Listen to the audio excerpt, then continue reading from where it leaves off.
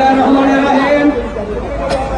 বাংলাদেশ জাতীয়তাবাদী দল মুন্সিগঞ্জ জেলার অত্যন্ত গুরুত্বপূর্ণ থানা গজারিয়া উপজেলা কর্তৃক বিএনপি সংগঠনের সমন্বয়ে আজকে এই শহীদ রাষ্ট্রপতি জনগণের হাতে গড়ে দল জাতীয়তাবাদী দলের ৪৭তম প্রতিষ্ঠাবার্ষিকীতে আজকে যে বিজয় র্যালি গজারিয়াবাসী করেছে, প্রথমে এই গজারিয়া ৮টি ইউনিয়ন বিএনপির সভাপতি সাধারণ সম্পাদক সহ গজারিয়া উপজেলার অঙ্গ সংগঠনের সকলের নেতৃবৃন্দকে অভিনন্দন জানাই।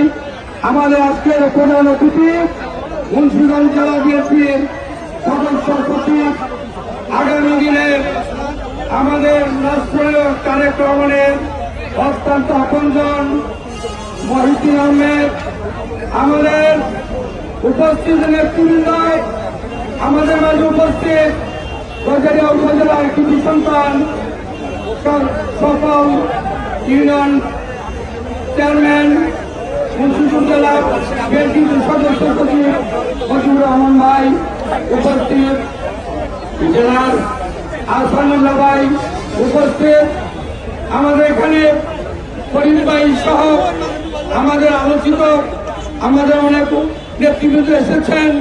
সবাইকে আজকের এই বিজয় র্যালির পক্ষ থেকে অভিনন্দন জানিয়ে ধন্যবাদ জানিয়ে গজারিয়াবাসীকে ধানের শীষের প্রতীকে আগামী দিন ঐক্যবদ্ধভাবে ধানের শীষকে বিজয়ী করে খুনি হাসিনা সকল স্তরকে স্তব্ধ করে দিতে হবে।